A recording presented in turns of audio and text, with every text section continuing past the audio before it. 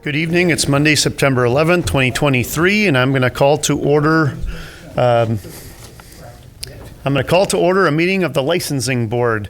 Tonight, it's Monday, September 11th, 2023. This is a Licensing Board meeting. We've got one item for consideration tonight, and that's a 2023-24 original Class B combination liquor license. The applicant is Wesley Feast. The business is called the Outbreak, and it's located at 151 North Main Street in West Bend. Motion to approve. Second. Thank you, Alderman Butchlick and Alderman Zingsheim. Clerk, anything to tell the licensing board on this one? Yes, so this license was available due to Don's Tacos and Tequila not renewing. So the last licensing renewal period, we did send a certified letter, and I did get in touch with them, but they have not, and they didn't submit an application to renew. So now we have that one that was published, and the only application we received was from the Outbreak. Okay. We've got a motion and a second. All in favor, please signify by saying aye. Aye. Aye. Any opposed? Motion carries. Wes, congratulations. Best of luck to you in opening the Outbreak. No more business behind or in front of the licensing board. I will adjourn. I would like to call to order the Board of Public Works. I have one item on the agenda. Item number 1 is approval of stormwater management practices maintenance agreement, W20-14, 2220 and 2224 Stonebridge Road. Good evening, Max. Good evening, thank you. This item is following an approval for a stormwater management permit for the development along Stonebridge Road.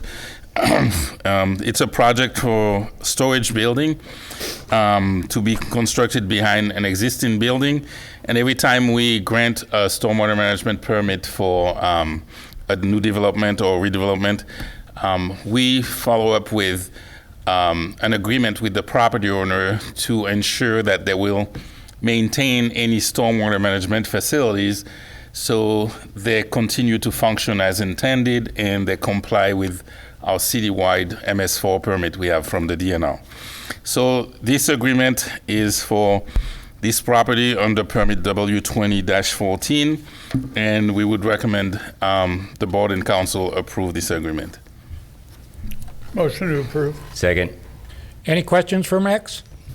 There are no questions for Max. All those in favor? Aye. Opposed? Motion carried. Thank you, Thank you. Max. Being no further business before the Board of Public Works, I adjourn as chair. The Finance Committee is called to order, and we have two items on the agenda. Number 1 is a resolution for an urban forestry grant. Thank you, and good evening. This evening, we are requesting approval of a resolution for a DNR urban forestry grant. The total project cost is just over $50,000. Our grant application is for $25,000, which is also the maximum amount that is offered for this urban forestry grant program. We would utilize operating funds, carry forward funds, donations, and CIP funds to match our share of the grant, our 50-50 share of the grant. If the resolution is approved this evening and if we are successful with our grant, we have 4 components within that grant. The first one would be the continued planting of street trees after our losses because of emerald ash borer. It's part of our emerald ash borer replanting program. The grant would help pay for continued education for staff that support staff certifications.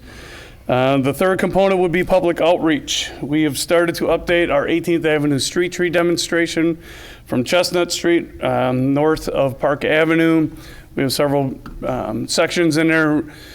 We need to update our maps, tagging of those. We want to include QR codes on all that, but we also want to include all the Riverwalk trees downtown from the skate park all the way over to Indiana Avenue.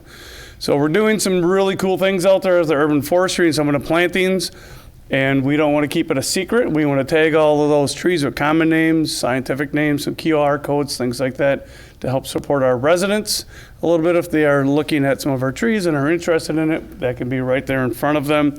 Also, we would update our city's webpage with the same information. And the last component of the grant is a continued update of the 1995 urban forestry grant that we have. Yes, 1995 needs a little bit of an update. So we're hoping 2024, 2025 to have that plan updated. We would take it before our Park and Rec Commission first, and then this governing body for final approval when we get that plan updated.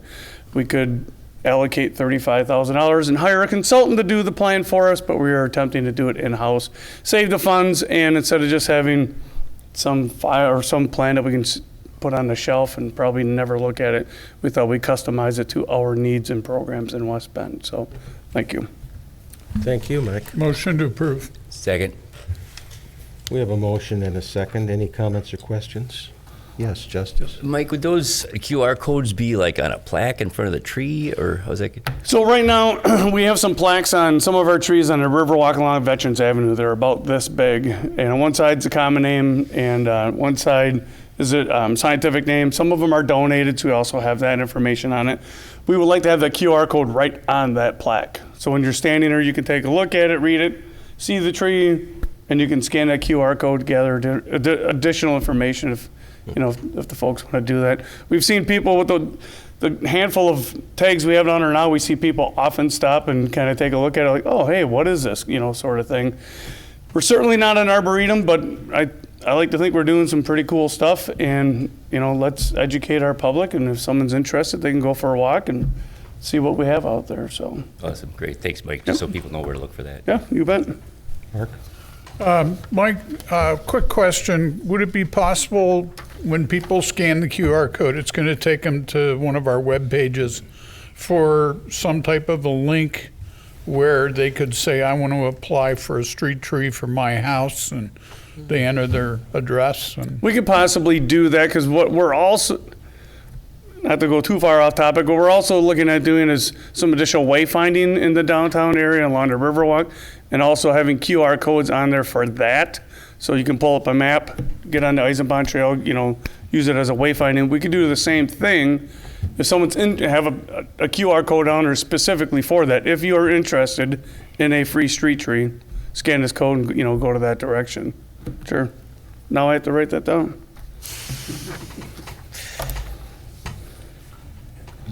Anything else? All those in favor signal by saying aye. Aye. Opposed? Motion carried. And number 2 is a resolution accepting donations to the Parks, Recreation, and Forestry Department.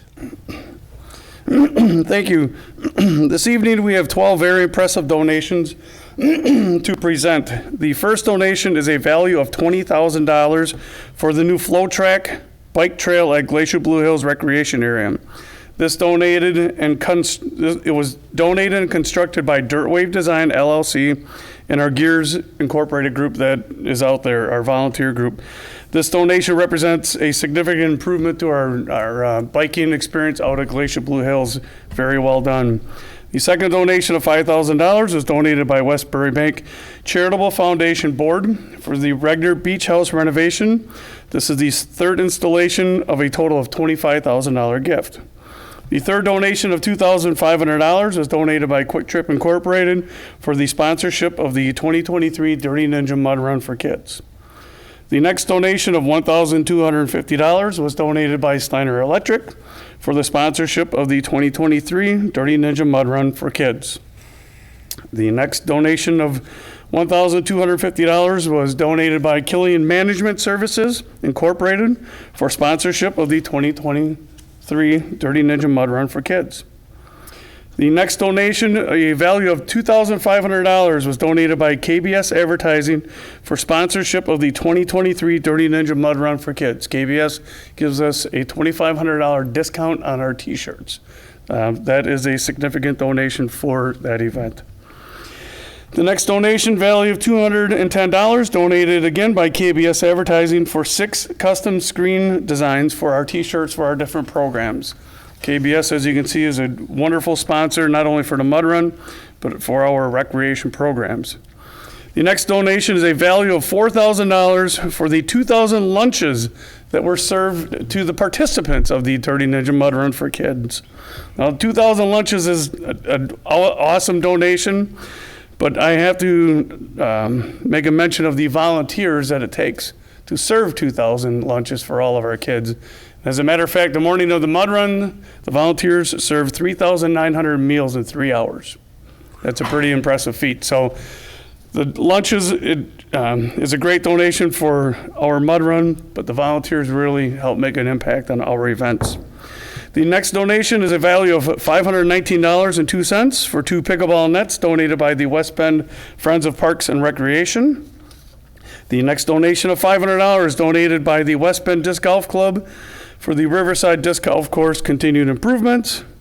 The next donation of $218 donated for the Special Olympics by families of athletes. The final donation is a sculpture donated by the West Bend Friends of Sculpture, valued at $20,000. The bison in continuity is to be installed within the Fireman's Bluff Park. The almost $58,000 in donations that we are presenting this evening have a significant impact on our quality of life here in West Bend. These donations support our recreation division operations, youth and adult programs and activities, Special Olympians, cultural growth, and these gifts do help reduce program costs for our residents. The continued community support that we receive is truly impressive. Thank you to all of our partners to help us grow and support our quality of life here in West Bend. Thank you. Motion to approve. Second. Thank you. And I have just kind of a question. Dirty Ninja Mud Run for Kids has a trademark symbol next to it. That is correct. Our trademark? We trademarked it. We didn't want anyone to get their fingers on it. We have a lot of pride in that event, Jed. Nice. Yep. Very So- impressive. Any questions or comments? Other than we're very grateful. Just hearing that, do we actively search to see if somebody else is using that term of art? If they would attempt to, we would have a conversation with them, yes. I can tell you in the state of Wisconsin and bordering states, I am personally not aware of anyone attempting to utilize that. Yes. Thank you. Okay. All those in favor, say aye. Aye. Opposed? Motion carried. Thank you. Thank you. Finance Committee's adjourned. Good evening. It's Monday, September 11th, 2023. This is a meeting of the Common Council of the City of West Bend. More than 24 hours in advance of this meeting, notice of the time, place, date, and subject matter of the meeting was posted in accordance to Wisconsin state statutes. I'd ask our clerk to confirm this meeting was properly posted. I confirm. As you walked in tonight, you noticed our flag at half staff. It is the 22-year anniversary of September 11th. And I think before we say the pledge, I'd like to just ask for a brief moment of silence, self-reflection, before we say our pledge.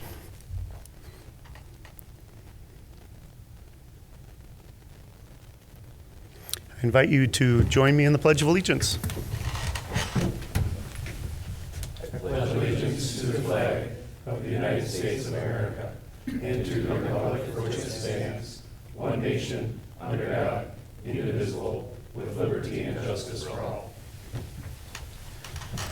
Thank you. We do recognize a quorum of our council tonight with all aldermen present.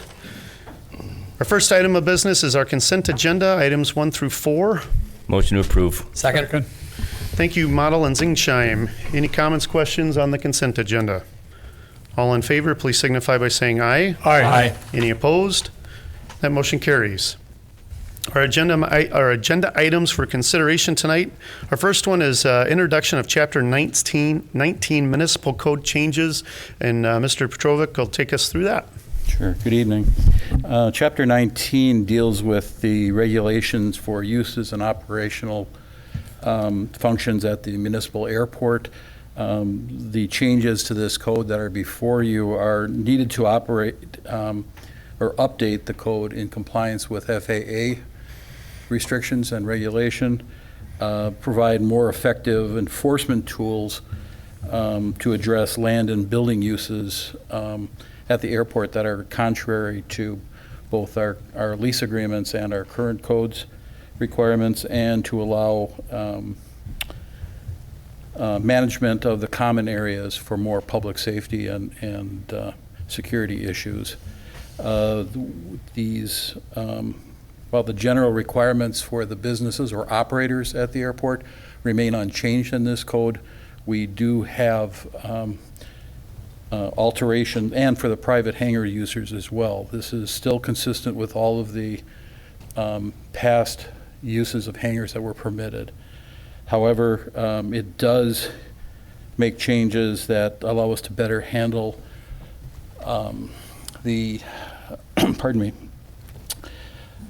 better handle the regulation of vehicles and pedestrians within the operational areas of the airport. It defines what operations can occur in runway areas. We never actually had that in restriction, and we're required to. Defines airworthy aircraft and eliminates non-airworthy or disabled or abandoned aircraft on the airport and gives us mechanisms to do so. It manages aircraft parking.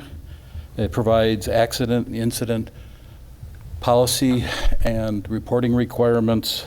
It requires restrictions or registration and issuance for all the based aircraft at the airport. It describes noise abatement procedures that we didn't have in effect or weren't effective. We provide for storage and hangars for aeronautical purposes. It does still allow some non-aeronautical storage, but it restricts it or gives us more of an enforcement item. Those were technically not allowed in our hangars to begin with. And some of our hangars have become alternatives to cold storage instead of aircraft hangars. It assures that aircraft maintenance is done by certified and properly trained individuals at the airport. That's not only public safety, it's also insurance liability for the city as well. And it allows basically an enforcement method by citation or forfeiture process rather than a more, call it the nuclear action of actually rescinding lease agreements. So we have another mechanism to do enforcement. These changes, I won't go through the individual changes. You can all read those. They're highlighted in red in your text. These were developed through checking with similar airport codes, conversing with other airport managers, consultation with the FAA and the Bureau of Aeronautics, and numerous discussions by staff, Ian, myself, and Mike Shaw, the airport manager. This was discussed several times by the Airport Commission and eventually endorsed by the Commission and forward to you for consideration.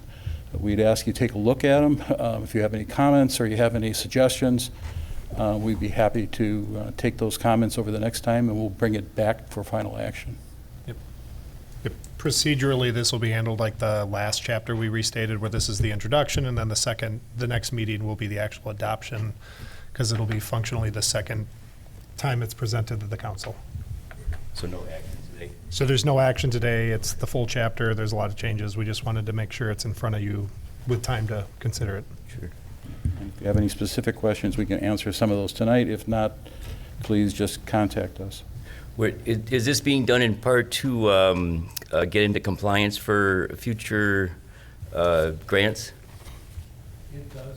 We are required to, on some of these items, to be in compliance with FAA policies. We make assertions in our grant programs that we will do that.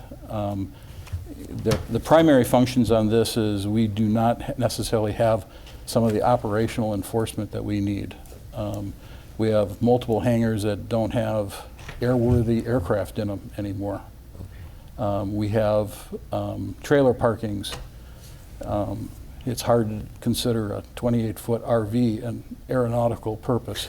We have a number of issues. Anything that decreases the number of airworthy aircraft that are stored in those hangars decreases the operations and the function of the airport. Thank you, Mark. It's all in your packet tonight. Again, take a look at it over the next several weeks and reach out with any questions. We'll consider this our first reading and then possibly consider it at our next meeting. Yeah, Sparks. Is this available for the public to read the changes? It's on our agenda packet. Our packet is available. Any more questions? If not, we'll move on. You can stay right there. I think you've got this next one too. It's a ZPU 22-003 Ordinance. Ordinance for a zoning amendment for a commercial redevelopment, 825 and 855 West Paradise Drive, and it's to add a PUD, a planned unit development overlay district, over the existing B1 Community Business District, to allow for approval of a site plan for design flexibility and for shared site amenities by PMM Development LLC. I'll defer to Jim. Jim, all right, thank you. Thank you.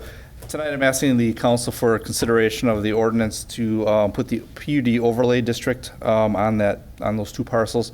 This is a coordinated development that the Plan Commission approved back in spring last year. The development slowly took off and is finally getting to the point of finishing completion. So we're asking for the council to endorse the PUD overlay. It basically just helps with the development of that project with shared amenities, and also for in the future, if there would be changes to one of the sites, that we still could consider changes and how it impacts both sites as part of the PUD. Motion to approve. Second. Thank you, Model and Alan. Any questions? This is the Chipotle Panera Correct. site, and like you said, Panera would like to have their opening, I think, on Thursday next week, if anybody wants to go. Alan? Yeah, the question I have, when we got this from the Planning Commission, it came to us as sort of one development, two businesses. Is this just formalizing it so that those can be sold as separate deeds, but they're in the same PUD? Correct. So they did a certified survey map to divide them up, but because of the shared amenities, they have shared access, shared parking, cross access. Some of the utilities run through one to the other, and they've completed all the easements and everything. So the PUD allows us and helps us with that design flexibility for that. Does that help them to only have to do one flood, or what is it, groundwater plan?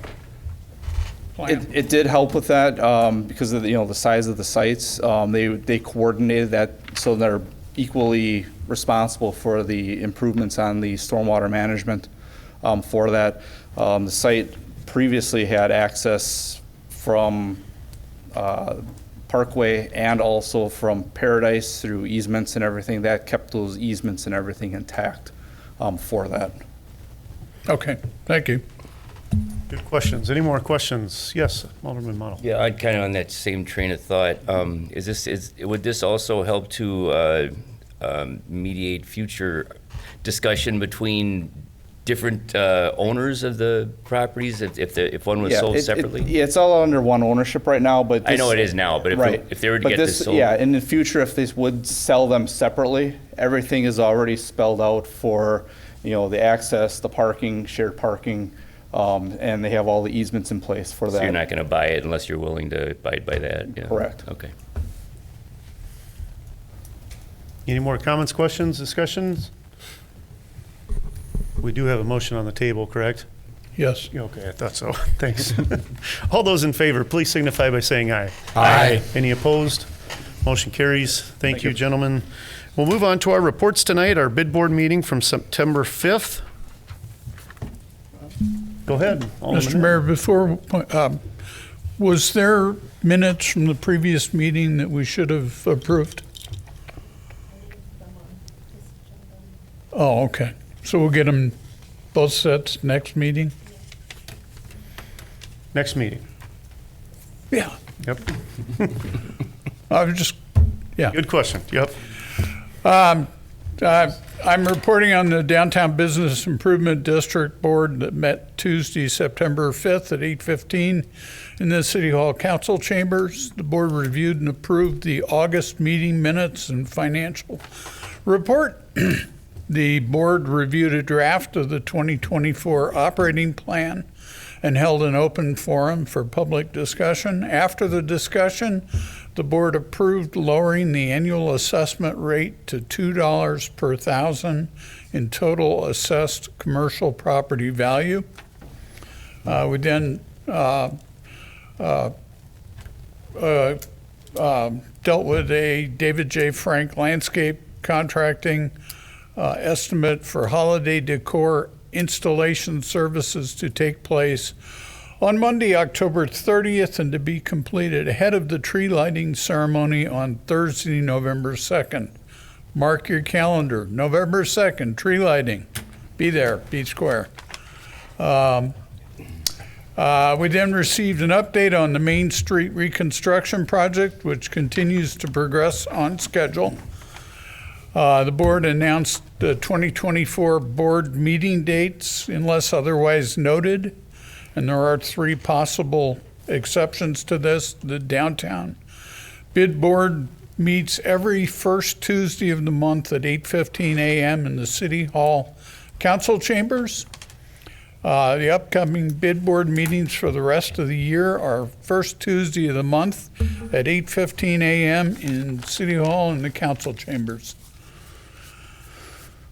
Any questions? Very good. Cool. Thank you, Alderman Allen. How about the Plan Commission meeting on September 5th? Sure, yes, we did meet on September 5th. We had a zoning amendment and site plan related to Sand Drive that did pass. Conditional use permit and site plan for improvements to the Ice Age Trail, which we visited during the Parks and Rec tour, that's gonna be a nice improvement once that's done. We did approve that, and a site plan for a 3,000 or so cold storage building located at 820 North River Road by the Schlamer family. And that was about it. Great. We have no more agenda items tonight. Are there any announcements? Alderman Dolnick. So my term is up in April. I've decided not to seek re-election to a 3rd term. Nomination papers aren't circulated until December, so there's plenty of time for folks to think about running, and I'll be happy to answer any questions about what's involved in being an alderperson. It's just awful. It's a terrible burden. No, it's really... But it pays really well. But it pays really well. That's good, Justice. No, it's really not a huge time commitment. I want to emphasize that this is a nonpartisan position, and we're all here to do what's best for the city. I urge my neighbors to be suspicious of any candidate who trumpets endorsements from politicians, especially those who don't live in the district or even in the city of West Bend. The county executive office is an example of what we don't want here, a supposedly nonpartisan office that's been compromised by partisan political influence. Our common council's independence means that we can focus on serving the community instead of agendas. Thanks.